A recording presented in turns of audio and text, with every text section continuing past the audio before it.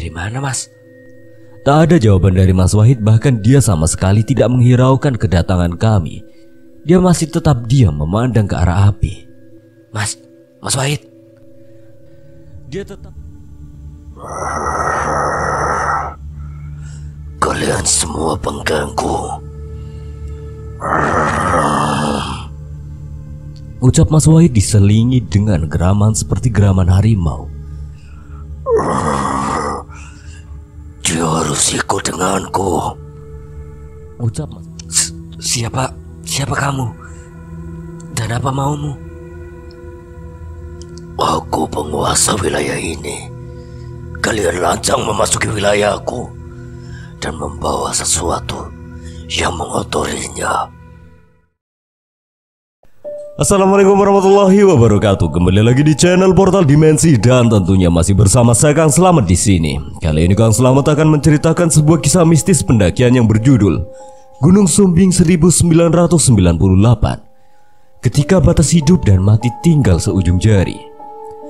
Cerita ini ditulis oleh Heri Setiawan. Sebelum kita masuk ke ceritanya, buat kalian yang belum subscribe channel ini, tekan tombol subscribe-nya terlebih dahulu dan tekan tombol notifikasinya agar kalian tidak ketinggalan cerita terbaru dari Portal Dimensi. Gak usah berlama-lama lagi, langsung saja kita masuk ceritanya. Gunung Sumbing 1998. Ketika batas hidup dan mati tinggal seujung jari.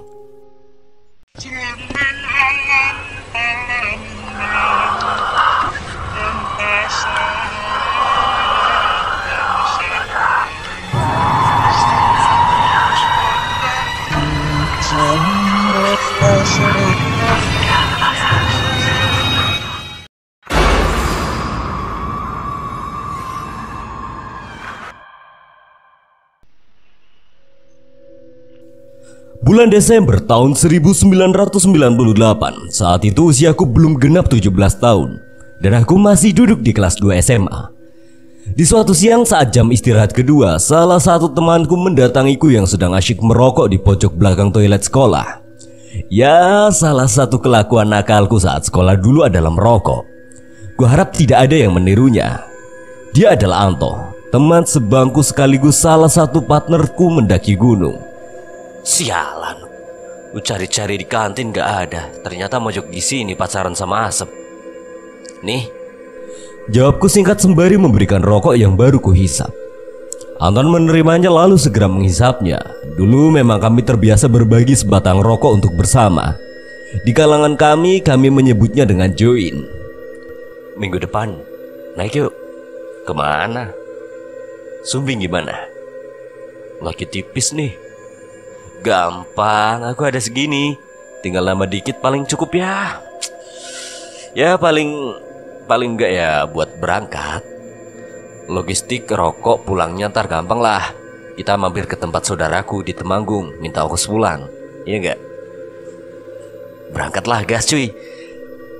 Ya begitulah kami saat itu. Ketika merencanakan pendakian, sedikit saja keyakinan sudah cukup memantapkan keberangkatan kami. Sisanya dipikir nanti sambil jalan lah. Harap dimaklumi jiwa muda yang masih membara terkadang membuat kami mengesampingkan resiko yang mungkin saja terjadi akibat dari perbuatan nekat dan minim perhitungan. Tetapi dari segala pengalaman itu kami bisa belajar untuk semakin mempertimbangkan segala hal, menghitung segala resiko dan membuat antisipasi di perjalanan-perjalanan berikutnya. Hari yang ditentukan untuk pendakian Gunung Sumbing pun telah tiba. Dengan nekat, cabut dari sekolah saat jam istirahat pertama di hari Sabtu. Aku dan Anton segera menuju ke terminal. Sebelum menaiki bus yang akan membawa kami ke basecamp Gunung Sumbing, yaitu Desa Garung, Wonosobo, kami sempatkan mampir ke toilet terminal dulu untuk mengganti pakaian seragam kami dengan pakaian biasa. Meskipun tergolong cukup bandel semasa sekolah, tetapi kami berprinsip tetap harus berusaha menjaga nama baik sekolah dengan tidak menggunakan seragam dan atribut sekolah ketika bolos. Karena sekolah kami termasuk sekolah favorit di kota kami. Setelah semuanya siap, kami pun segera memasuki bus yang telah siap berangkat dengan tujuan akhir Purwokerto, melewati Temanggung dan Wonosobo. Bus kini telah meluncur. Usai membayar ongkos, kami pun beristirahat karena perjalanan ini lumayan lama. Kulihat Anton sudah tidak menunjukkan tanda-tanda kehidupan. Dengan model tidurnya yang khas yaitu mulut terbuka, dia terlihat cukup lelap. Aku pun berusaha ikut tidur pula, tetapi dari tadi ku coba memejamkan mata. Kurasa sangat sulit untuk bisa menyelami alam mimpi. Ada sedikit perasaan mengganjal dalam hatiku yang justru tak kupahami apa itu. Kupandangi saja ke arah jendela bus yang telah basah di sisi luarnya akibat hujan yang memang wajar turun di musim ini. Siapa tahu dengan memandang keluar bisa membuatku menjadi ngantuk dan terlelap dengan sendirinya. Trik yang kucoba ini ternyata cukup berhasil. Perlahan kurasakan mataku semakin berat. Tak lama aku pun telah sepenuhnya kehilangan kesadaran. Ketika aku tertidur, aku mengalami mimpi yang cukup aneh. Di dalam mimpiku itu aku seperti sedang berada di kerumunan banyak orang. Kulihat di sekelilingku ternyata aku berada di tengah-tengah sebuah kota. Tapi aku tidak bisa mengenali ini kota di mana. Yang jelas banyak gedung-gedung menjulang tinggi. Jalanan pun terlihat sangat besar. Tidak seperti jalanan di kotaku. Tak lama berselang orang-orang di sekitarku berlarian ke sana kemari, tak tentu arah entah kemana. Lalu tak lama muncul kobaran api di mana-mana. Asap tebal membumbung tinggi mirip kerusuhan Mei 1998 di Jakarta. Tetapi ini berbeda. Kenapa aku bisa bilang berbeda? Karena berita-berita tentang demonstrasi, reformasi, dan SAUS di beberapa wilayah di Indonesia saat itu selalu kuikuti melalui televisi. Meskipun saat itu aku masih SMA, tetapi jauh di dalam benakku ingin sekali bergabung dengan kakak-kakak mahasiswa di jalanan untuk menyuarakan kebenaran dan keadilan. Tak lama berselang dari balik gedung yang cukup tinggi itu muncul suatu makhluk yang mungkin dikenali seperti genderuwo oleh orang-orang. Tetapi di dalam mimpiku itu aku tak begitu jelas melihat seperti apa bentuknya. Yang jelas makhluk itu tinggi besar. Itu saja. Beberapa detik saja makhluk itu mengamuk dan mengambil orang-orang di sekitarku lalu memakannya. Aku pun menjadi sangat takut dan panik. Aku coba berlari entah kemana, yang jelas mencoba menghindari makhluk itu. Tapi sial, makhluk itu melihatku. Dia lalu mengejarku dalam pelarianku itu. Di kejauhan aku melihat kedua orang tuaku berdiri lalu tersenyum. Saat aku hendak berlari menuju tempat kedua orang tuaku berada, sepintas aku melihat tangan makhluk itu mengayun menuju ke arahku. Kulihat ada semacam cakar yang panjang dan runcing. Ketika cakar makhluk itu hampir mengenaiku, tiba-tiba klep. Seluruh tempat ini dipenuhi cahaya putih yang sangat terang, bahkan menyilaukan. Seketika itu pula aku pun terbangun dengan nafas tersengal dan keringat bercucuran. Mimpi apa ini? Batinku. Kulihat di sampingku, Anto ternyata masih tertidur dengan gayanya yang khas. Aku memandang keluar untuk mengenali sampai di mana saat ini. Ternyata bus ini sudah sampai di Temanggung, berarti sebentar lagi kami akan sampai di Garung. Ternyata aku tertidur cukup lama.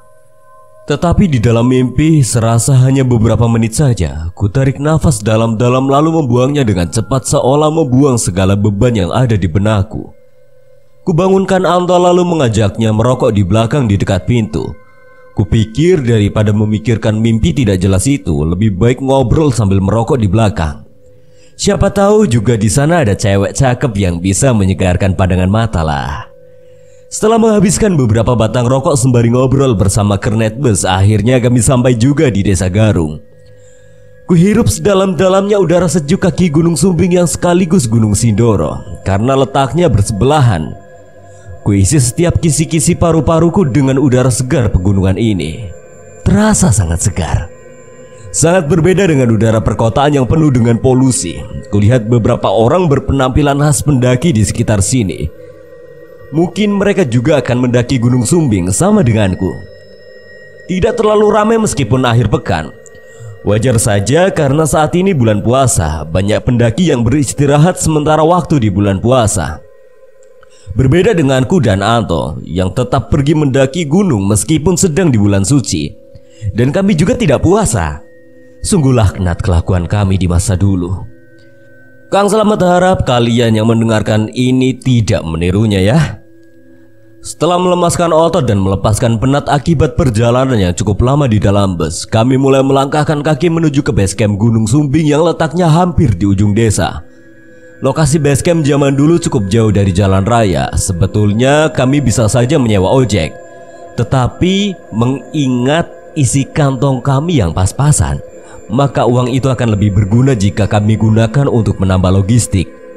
Jika kalian pernah naik Gunung Sumbing via Garung dan menemui pelang besar bertuliskan Stik Pala, maka di dekat situlah letak basecamp Gunung Sumbing zaman dulu. Kalau sekarang setauku sudah dipindahkan agak ke bawah, lebih dekat dengan jalan raya.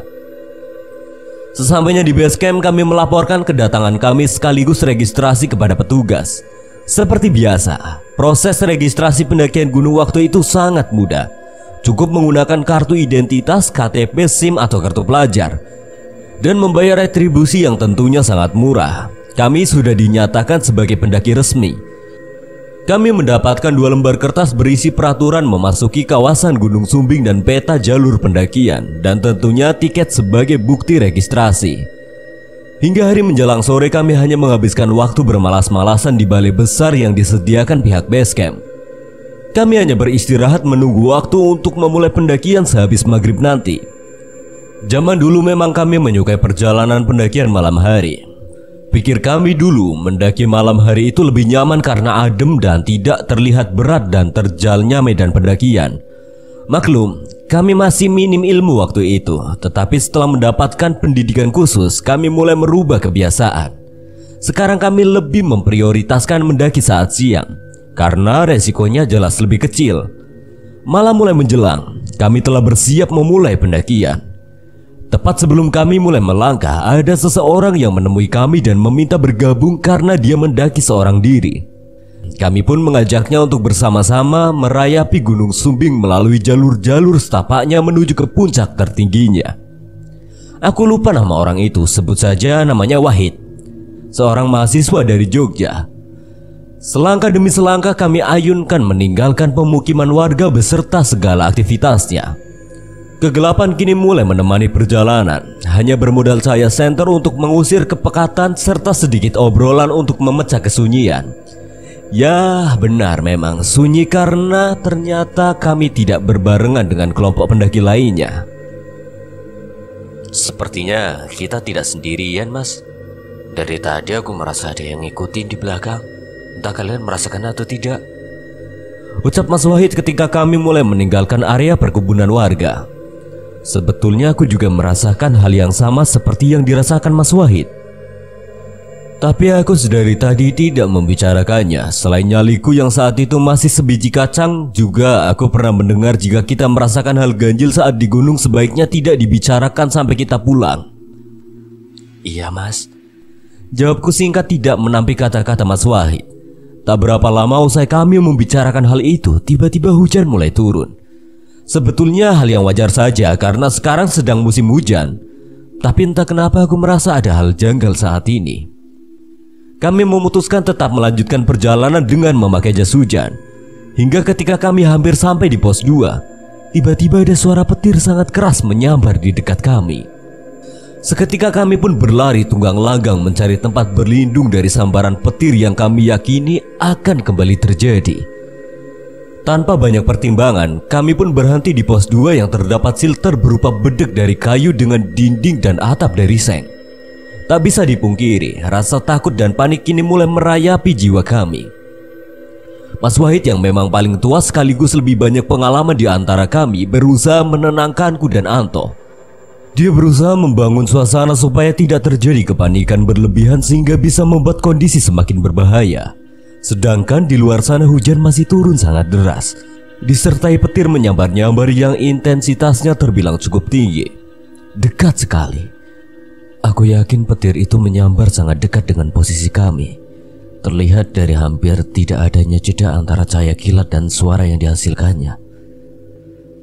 Kita stop dulu aja di sini. Bahaya kalau kita maksain jalan. Iya, Mas.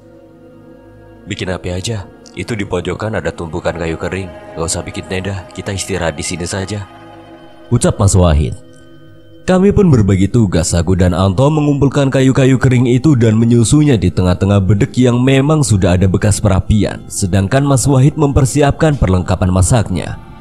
Usai menyusun kayu-kayu itu, kami mulai berusaha menyalakannya. Tak berapa lama aku tiba-tiba terpaku. Seluruh tubuhku terasa beku, tak dapat kugerakkan. Rasa takut yang teramat kuat merayapiku. Mataku kini seolah kaku memandang sesuatu yang berada di depanku. Tepat di depan bedek di bawah sebuah pohon besar, aku melihat sepasang mata berwarna merah bersinar tajam menatap kami bertiga menembus pekatnya malam yang lebih tersamarkan oleh air hujan. Aku tak bisa melihat bagian tubuh lainnya dari sosok itu, hanya sepasang mata bersinar seperti dua bola lampu LED mini yang diletakkan bersebelahan. Beberapa waktu aku benar-benar tidak bisa menggerakkan badanku. Seluruh badanku merinding hebat, mulutku tercekat tak mampu berkata apapun. Ingin ku teriak sekedar meminta pertolongan kawan-kawanku yang ada di sini.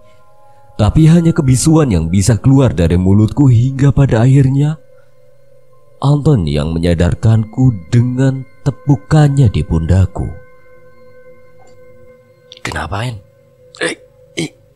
Itu ada.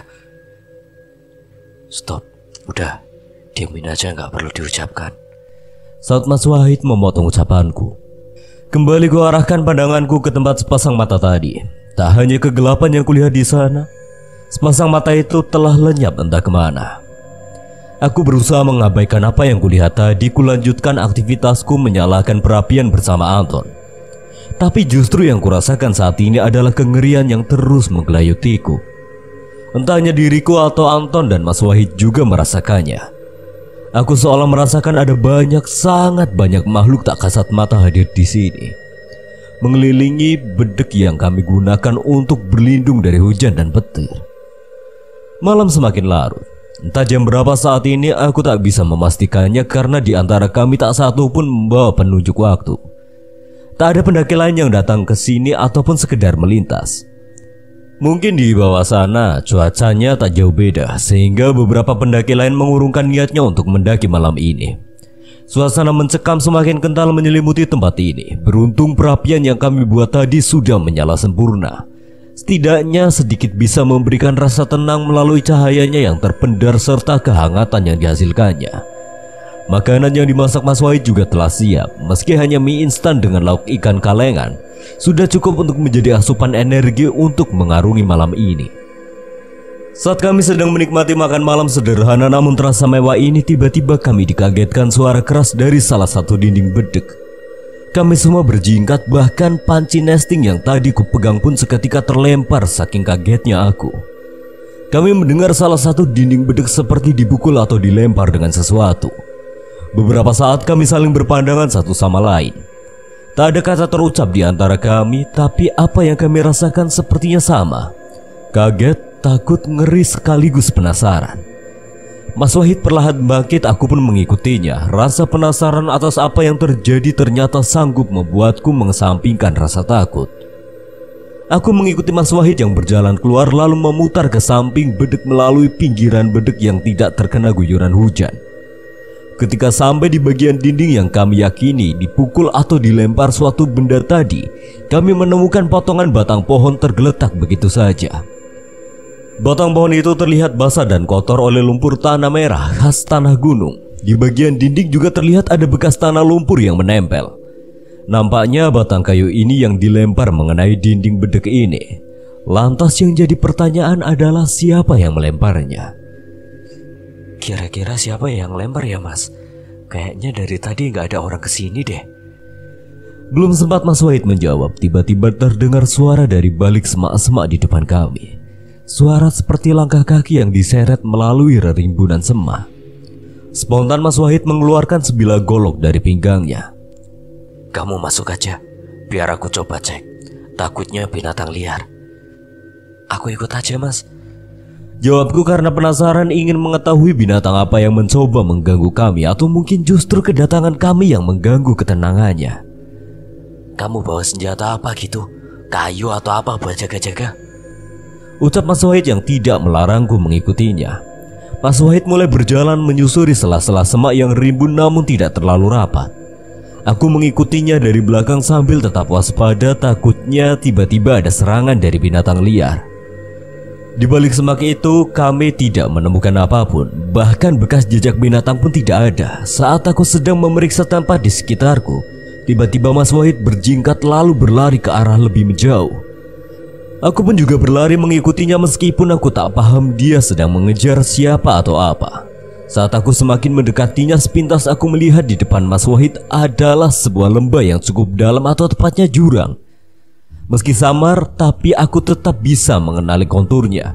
Dan sialnya, Mas Wahid tetap berlari menuju ke arah jurang itu.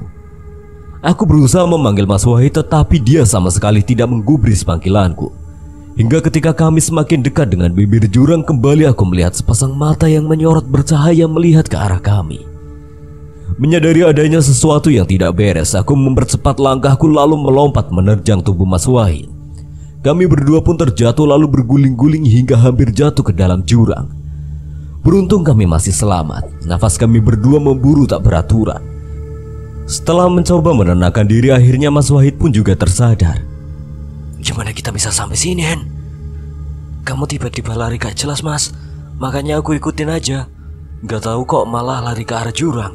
Aku teriak-teriak manggil kamu juga gak respon. Ya udah, aku lompat aja nangkep kamu. Takutnya kamu jatuh ke jurang, Mas.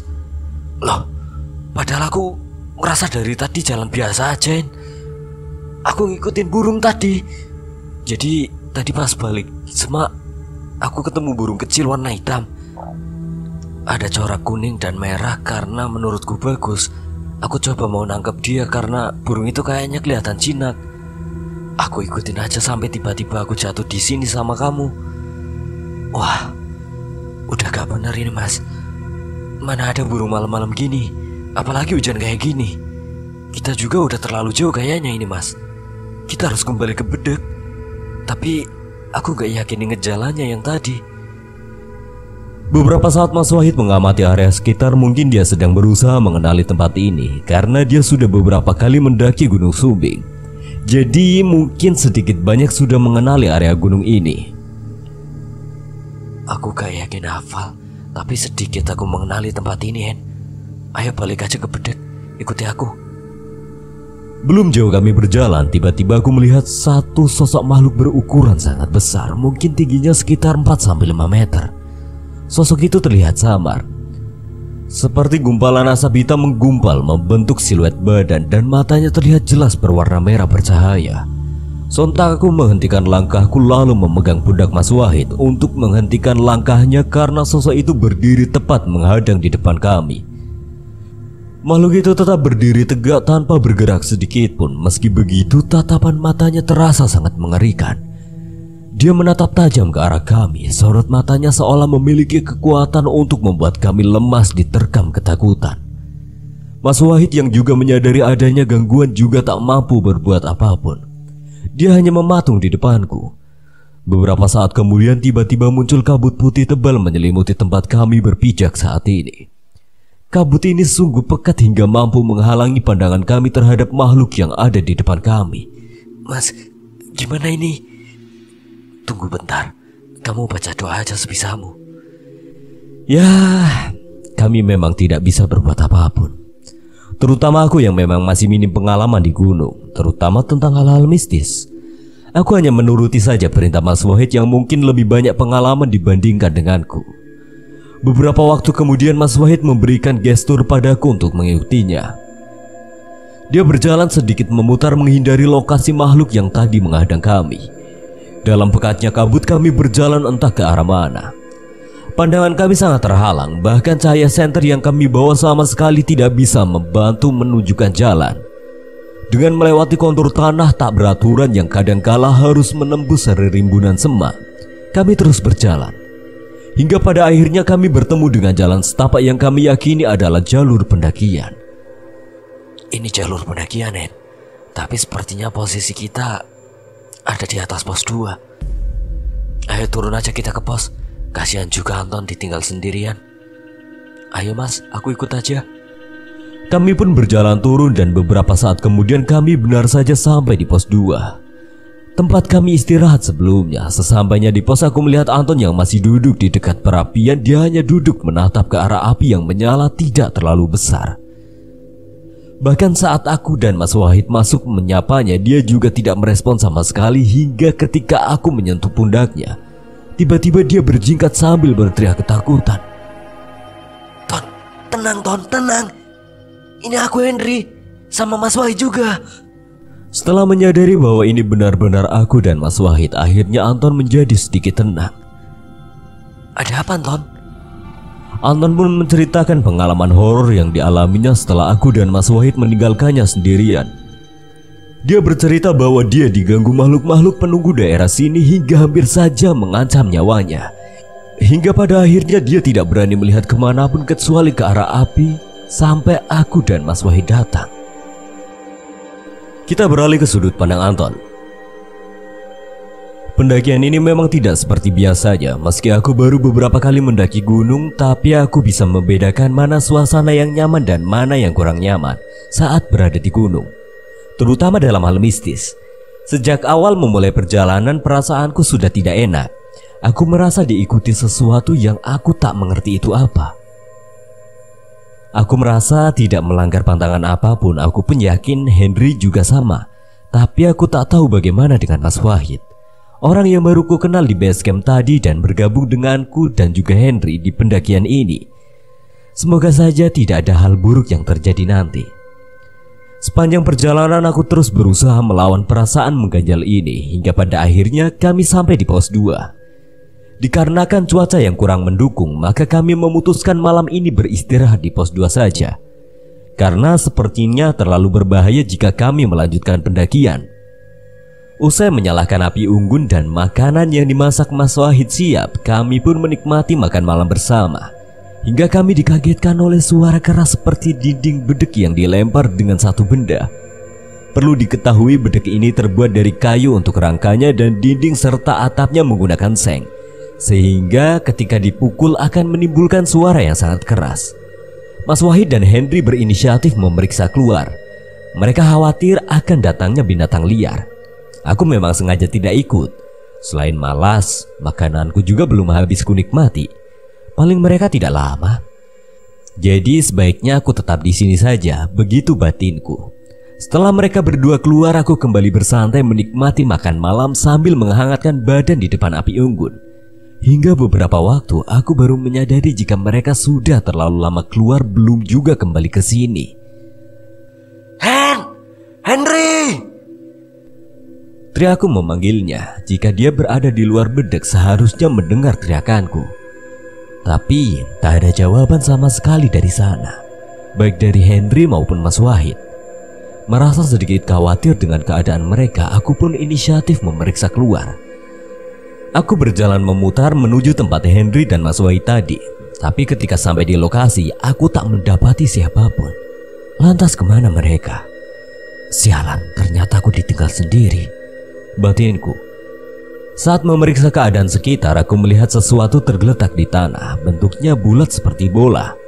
Entah kebodohan yang datang dari mana, atau mungkin karena dorongan rasa penasaran, aku pun mendekati benda itu untuk memeriksanya. Aku mendekatkan kepalaku pada benda itu supaya bisa melihat lebih jelas. Saat aku sedang mengamatinya dengan seksama, tiba-tiba sepasang mata terbuka dari benda itu. Ya, benar sekali. Benda itu ternyata adalah kepala. Aku terperanjat hingga hampir terjerembab. Masih dalam kekagetanku, tiba-tiba kepala itu melayang mendekatiku. Kali ini telah terlihat mulut yang terbuka dengan giginya yang runcing. Terdengar suara tawa yang cukup nyaring dan mengintimidasi. Ya, benar sekali. Kali ini aku sangat ketakutan. Aku berusaha menghindari makhluk itu, tapi aku bingung hendak kemana. Saat ini aku benar-benar sendirian. Henry dan Mas Wahid entah berada di mana. Semua tempat kurasa sudah tidak aman lagi bagiku saat ini. Aku berusaha bergerak pelan menghindari makhluk itu. Setidaknya aku harus masuk ke dalam bedek dulu. Siapa tahu aku aman di sana. Ketika aku bergerak, makhluk berbentuk kepala tanpa badan yang melayang di depanku hanya diam saja tak bergerak. Tetapi tatapan matanya terus mengarah padaku. Mulutku masih terbuka mengeluarkan lendir yang menjijikkan. Aku berusaha tidak mempedulikannya. Tetapi ketika aku telah berhasil menghindari makhluk itu dan hendak menuju ke arah depan bedek dari sisi samping, aku melihat sosok makhluk berambut sangat panjang dengan pakaian putih menghadangi jalanku. Mungkin ini yang disebut kuntilanak. Jarak kuntilanak itu denganku sangatlah dekat, mungkin hanya sekitar 2 meter. Dia pun tidak bergerak sama sekali, tetapi dari telingaku aku mendengar suara tawanya yang khas. Tawa mengikik sangat menyeramkan yang terdengar seolah menggema dari kejauhan. Panik, itu yang kurasakan saat ini. Aku sungguh bingung harus berbuat apa. Dari depan dan belakangku sama-sama dihadang makhluk menyeramkan yang sangat tidak kuharapkan kehadirannya. Dengan sisa-sisa keberanian yang kumiliki, aku pun berlari menjauh menuju ke arah rimbunan semak di samping bedek. Aku berpikir untuk menghindari kedua makhluk itu dulu, lalu memutar dan kembali ke arah bedek. Saat aku berlari, tiba-tiba kakiku seperti tersandung sesuatu seperti akar, hingga aku pun tersungkur. Aku berusaha mengatur nafasku, sejenak kulihat ke belakang. Ternyata kedua makhluk tadi tidak mengikutiku. Aku sedikit lega. Tetapi ketika aku kembali memandang ke depan, aku pun seketika tercekat. Tepat di depanku kini berdiri sesosok makhluk berukuran sangat besar dengan bulu panjang menutupi sekujur tubuhnya. Di kepalanya terlihat ada tanduk, matanya merah menyala dan di mulutnya terdapat taring yang cukup panjang. Makhluk itu menatapku sambil menyeringai. Dalam ketakutan yang telah sepenuhnya menguasaiku, aku tak lagi mampu menggerakkan tubuhku, seluruh persendianku terasa sangat kaku. Bahkan untuk memejamkan mata pun aku tak mampu. Aku seolah sedang dipaksa untuk terus melihat makhluk di depanku ini. Yang kuharapkan saat ini adalah pingsan supaya aku tidak lagi melihat kengerian ini. Tetapi entah bagaimana kesadaranku masih sepenuhnya utuh. Tak berapa lama kemudian makhluk itu bergerak, tepatnya tangannya yang bergerak. Sekilas kulihat cakar yang sangat tajam dari balik bulu-bulu yang menutupi tangannya. Dengan tangannya yang sangat panjang itu, dia bergerak hendak meraihku, atau mungkin tepatnya hendak menyerangku dengan cakarnya. Aku berusaha menggerakkan badanku untuk menghindar, tetapi sia-sia. Seluruh badanku masih kaku, hingga ketika tangan makhluk itu hampir mengenaiku, tiba-tiba semuanya gelap. Aku telah kehilangan kesadaranku. Aku merasakan dingin di sekujur badan, bahkan aku merasakan pakaianku basah. Perlahan ku buka mataku, gelap itu yang pertama kali ku rasakan dengan pandanganku. Namun perlahan ku lihat setitik cahaya berwarna jingga yang bergerak-gerak tak beraturan. Ketika pandangan mataku telah kembali sepenuhnya, aku menyadari bahwa yang kulihat adalah api. Api dari perapian yang kami buat di dalam bedek. Ternyata saat ini aku berada di depan bedek. Entah bagaimana aku bisa sampai di sini. Terakhir yang ku ingat, aku berada agak jauh dari samping bedek dan dihadang makhluk hitam besar yang hendak menyerangku. Perlahan ku gerakan badanku, aku berusaha berdiri dan berjalan menuju ke dalam bedek. Aku harus mengganti bajuku yang telah basah oleh hujan ini dengan baju yang kering. Itu yang pertama ku pikirkan. Karena aku takut akan terserang hipotermia. Saat aku sedang berjalan tertatih, aku kembali mendengar suara-suara seperti suara tangis, tertawa, orang bicara, dan suara langkah. Begitu terus menerus. Meski dengan bersusah payah, akhirnya aku sampai juga di dalam bedek. Aku segera mengganti pakaianku lalu duduk di dekat api. Aku terus duduk di dekat api dan terus memandang ke arah api. Aku tak berani memandang ke arah lain karena aku sangat menyadari bahwa ada banyak sekali makhluk gaib di sekelilingku. Bahkan dari sudut mataku aku bisa melihat mereka. Terkadang terlihat seperti ada pocong, lalu kuntilanak, lalu berganti sosok orang tua. Berganti lagi sosok hitam besar, begitu terus menerus. Entah sudah ada berapa jenis yang menampakkan diri, hingga beberapa waktu kemudian aku merasa ada tangan yang memegang pundakku. Aku terjingkat sangat ketakutan sambil berteriak, "Ton, tenang Ton, tenang. Ini aku Henry sama Mas Wahid." Awalnya aku masih ragu, takut bahwa itu adalah makhluk gaib yang sedang menyerupai temanku Henry. Tetapi ketika beberapa saat ku amati, ternyata itu benar mereka berdua. Aku sangat lega. Mereka telah kembali ke sini. Bukan hanya lega karena mereka tidak apa-apa, tapi juga lega karena aku tidak lagi sendirian. Jadi setidaknya kami bisa melawan rasa takut bersama-sama. Kembali lagi ke sudut pandang Henry. Tidak banyak hal yang bisa kami lakukan malam ini. Suasana tidak banyak berubah, hanya hujan yang semakin mereda, namun masih menyisakan rina yang membuat suasana mencekam semakin kental. Kami bertiga masih duduk mengelilingi perapian yang terus kami jaga supaya tidak padam. Beruntung persediaan kayu kering masih cukup banyak, sehingga kami tidak perlu khawatir perapian ini padam karena kehabisan bahan bakar. Di luar sana masih banyak aktivitas penghuni gunung yang tak jarang menunjukkan eksistensinya. Terkadang terdengar suara langkah kaki di samping bedek, suara benda yang dilempar ke atap bedek yang menghasilkan suara cukup gaduh dan berhasil mengagetkan kami, serta kelebatan-kelebatan bayangan yang melintas di depan bedek. Tetapi tidak satu pun dari mereka yang menampakkan wujudnya di depan kami seperti mereka menampakkan diri di depan Anton sebelumnya. Tak satu pun dari kami yang bisa tidur.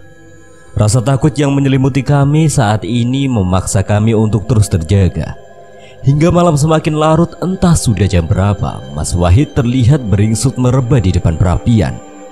Mungkin dia sudah terlalu lelah. Aku dan Anton masih tetap terjaga ngobrol tentang apa saja. Kami berdua memang tidak berniat untuk tidur, karena kami khawatir mendapatkan gangguan ketika kami terlelap. Hingga saat kami sedang asyik menikmati kopi, tiba-tiba Mas Wahid berdiri lalu melihat keluar bedek. Cukup lama dia berdiri tanpa melakukan apapun. Aku dan Anton pun hanya melihatnya. Kami hanya penasaran apa yang hendak dilakukannya.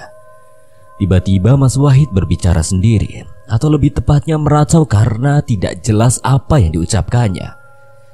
Dan tak lama tiba-tiba dia berlari keluar menembus kegelapan dan rinai hujan yang masih turun dengan lembut namun menakutkan. Aku dan Anton hanya saling berpandang setelah melihat kelakuan Mas Wahid. Menyadari ada yang tidak beres, kami berdua mengambil senter lalu keluar mencari keberadaan Mas Wahid. Kami khawatir atas keselamatannya, meskipun kami baru kenal, tetapi sebagai sesama pendaki gunung, apalagi kami mendaki bersama dalam satu tim, kami pun merasa bahwa kami semua adalah saudara. Aku dan Anton menyusuri area sekitar pos untuk mencari Mas Wahid, namun kami tidak dapat menemukannya. Tak jarang kami juga berteriak memanggil namanya. Tak satu pun jawaban yang kami dengar, justru kami malah mendengar suara-suara aneh dari penghuni gunung ini. Seperti suara tawa, suara orang ngobrol, bahkan suara eraman harimau yang kami dengar samar terbias suara hujan. Merasa nihil hasil pencarian kami pun memutuskan kembali ke bedek. Siapa tahu Mas Wahid sudah kembali. Sesampainya di bedek kami merasa lega karena ternyata benar. Mas Wahid sudah berada di dalam bedek sedang duduk menghadap ke perapian. Dari mana, Mas? Tak ada jawaban dari Mas Wahid, bahkan dia sama sekali tidak menghiraukan kedatangan kami. Dia masih tetap diam memandang ke arah api. Mas Wahid. Dia tetap masih diam membatu tak memperdulikan kami. Hingga ketika aku hendak memegang pundaknya, tiba-tiba dia menepis tanganku lalu menatapku tajam. Aku yang terkaget seketika mundur beberapa langkah. Tak berbeda dengan Anton, dia juga melakukan hal yang sama. Mas Wahid lalu berdiri dan menatap kami berdua bergantian, masih dengan tatapannya yang tajam. Namun kali ini diiringi dengan senyuman yang menyeringai. Kami berdua sungguh ketakutan dibuatnya.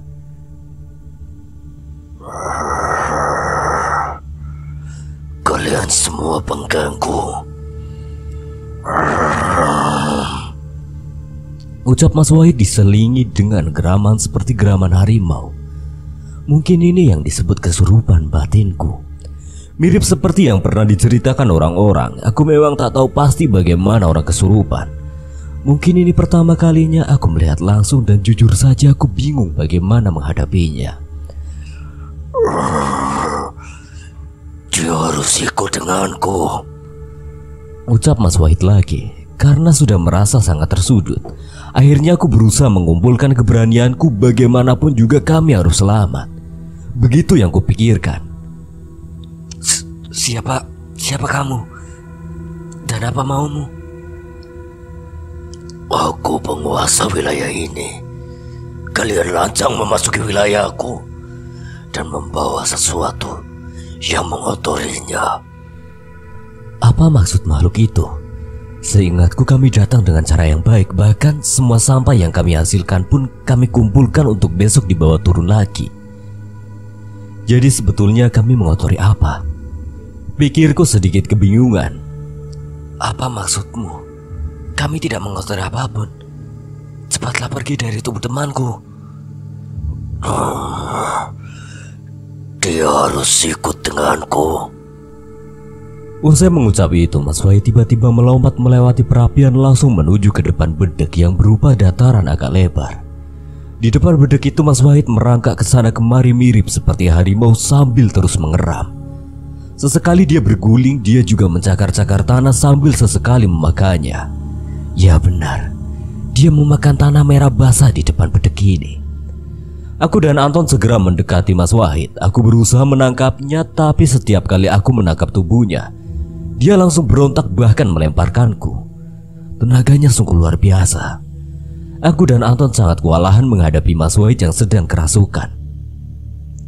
Beberapa waktu kami saling berjibaku hingga seluruh badan dan baju kami kini telah basah dan kotor terkena lumpur. Mungkin merasa ada perlawanan, sosok yang merasuki Mas Wahid kini mengamuk. Dengan menggunakan tubuh Mas Wahid, dia mulai berusaha menyerang kami. Beruntung aku dulu sempat mengikuti perguruan silat, jadi sedikit banyak aku bisa menggunakan teknik silat untuk menghindari serangan Mas Wahid. Hingga suatu ketika aku mendapatkan sedikit kesempatan saat Mas Wahid sedang menyerang Anton, sehingga pertahanannya sedikit terbuka. Tak mau buang kesempatan, aku segera melayangkan tinju kananku ke arah pipi kiri Mas Wahid. Entah ada kekuatan dari mana ketika tinjuku tepat mengenainya dengan telak. Mas Wahid langsung tersungkur tidak bergerak. Aku jatuh terduduk, kurasakan seluruh badanku sakit dan sangat kelelahan. Nafasku memburu, kulihat Anton kondisinya juga tak berbeda denganku. Ku coba atur napas dulu. Ketika sudah sedikit tenang, aku beranjak mendekati Mas Wahid. Tubuhnya masih tergeletak di tanah. Aku memeriksanya dan ternyata dia masih bernafas. Berarti dia hanya pingsan. Aku takut terjadi sesuatu padanya, tapi jika dipikir pun tidak mungkin aku sampai mencelakainya jika hanya memberi satu pukulan saja. Bersama Anton aku membawa Mas Wahid ke dalam bedek. Anton melepas pakaian Mas Wahid sedangkan aku membongkar ranselnya untuk mencari baju yang masih kering. Beruntung aku mendapatkannya. Dengan segera kami mengganti pakaiannya yang basah dengan pakaian kering. Karena memakai pakaian basah dalam kondisi seperti ini sangat beresiko terserang hipotermia. Usai mengganti pakaian Mas Wahid, aku dan Anton juga bergiliran mengganti baju kami.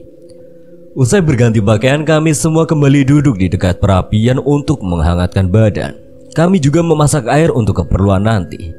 Setelah beberapa waktu Mas Wahid mulai bergerak. Nampaknya dia mulai siuman. Aduh, ini pipiku kenapa sakit banget ya? Tadi gak tahu kenapa Mas Wahid tiba-tiba gak sadar, lalu lari keluar dan nabrak pohon di depan itu, Mas. Ucapku berbohong. Kupikir memang sebaiknya tidak kuceritakan dulu kejadian yang sebenarnya, setidaknya sampai kami turun besok. Anton pun sependapat denganku. Kalian yang ganti pakaianku? Iya, Mas. Tadi basah dan kotor karena Mas Wahid hujan-hujanan. Aneh, padahal seingatku aku tertidur. Kenapa tiba-tiba bangun badanku sakit semua? Pipiku juga sakit banget kayak habis kena pukul. Dan bajuku juga sudah kalian ganti. Sebenarnya apa yang terjadi? Besok aja, Mas. Pas sudah turun kita ceritain. Sekalian ada yang mau aku tanyain. Baiklah. Sekarang kalian mending istirahat aja, biar gantian aku yang jaga. Udah terlanjur gak ngantuk, Mas. Lagian kayaknya bentar lagi juga pagi. Nanti sekalian tidur di base camp aja. Sekarang mendingan ngopi aja. Jawab Anton sedikit mencairkan suasana. Pada akhirnya kami bertiga begadang sampai pagi di sini, ditemani kopi, rokok, dan cerita-cerita pengalaman kami masing-masing. Hingga tak terasa hari mulai terang. Pagi kini telah menjelang. Hujan telah sepenuhnya reda, berganti suasana cerah dengan semburat mentari pagi yang menghangatkan. Usai sarapan dan bebenah, kami memutuskan tidak melanjutkan pendakian ini. Kami sepakat turun ke base camp bersama-sama. Selain badan sudah terlalu lelah, ingatan teror semalam juga masih lekat dalam ingatan kami. Jadi keputusan untuk turun adalah yang terbaik. Sepanjang perjalanan turun tidak ada hal menarik yang perlu diceritakan. Perjalanan kami lancar hingga sampai di base camp di siang hari. Sesampainya di base camp, kami membahas kejadian semalam. Aku dan Anton bercerita tentang kejadian yang dialami Mas Wahid, termasuk ketika aku terpaksa harus melayangkan bogem padanya. Dia tidak marah, apalagi dendam. Justru dia berterima kasih karena dia merasa bahwa kami berdua telah menyelamatkannya. Oh iya, semalam katanya kamu mau tanya sesuatu, Hen? Iya mas, sebenarnya Mas Wahid bawa apaan? Kenapa penunggu gunung ini sampai marah pada kita? Akhirnya Mas Wahid bercerita bahwa dia memiliki semacam pegangan untuk menjaga diri. Dan nampaknya penunggu gunung ini tidak menyukai apa yang dibawanya itu, atau ada semacam energi yang bertolak belakang sehingga membuat penunggu gunung ini ingin mencelakai kami, terutama Mas Wahid. Mengenai aku yang tiba-tiba bisa merobohkan Mas Wahid hanya dengan sekali pukulan sampai saat ini masih jadi misteri, karena aku merasa tidak pernah memiliki pegangan apapun. Aku juga bukan orang yang menyukai hal-hal yang bersifat gaib. Aku hanya bermodal keyakinan saja bahwa aku bisa merobohkannya ketika hendak memukulnya. Mas Wahid berkali-kali meminta maaf kepada kami karena gara-gara dia kami berdua juga hampir celaka. Dan sebagai permintaan maaf, dia menraktir kami makan sampai puas di base camp ini. Menjelang sore kami memutuskan untuk pulang. Aku dan Anton akan ke Temanggung mampir ke rumah saudara Anton di sana. Sedangkan Mas Wahid kembali ke kota asalnya. Sebetulnya waktu itu kami sempat bertukar alamat. Hanya alamat, karena waktu itu kami belum memiliki ponsel. Tetapi alamat yang diberikan Mas Wahid kepada kami hilang entah kemana. Demikian cerita pendakian gagal kami di Gunung Sumbing waktu itu. Semoga ada pelajaran yang bisa dipetik dari cerita ini. Jika ada hal buruk, sebaiknya jadikan sebagai pengalaman untuk tidak ditiru. Sebaik-baiknya manusia adalah mereka yang bisa menghargai dimanapun tempat yang kita datangi. Jangan sombong dengan apa yang kita miliki atau kita kuasai, karena hal itu justru bisa berbalik merugikan kita sendiri. Sekian dan terima kasih buat Henry Setiawan yang telah mengizinkan saya membawakan ceritanya. Apabila ada kesalahan atau kekurangan, Kang Slamet memohon maaf sebesar-besarnya. Akhir kata, Kang Slamet pamit undur diri. Wassalamualaikum warahmatullahi wabarakatuh. Sampai berjumpa lagi.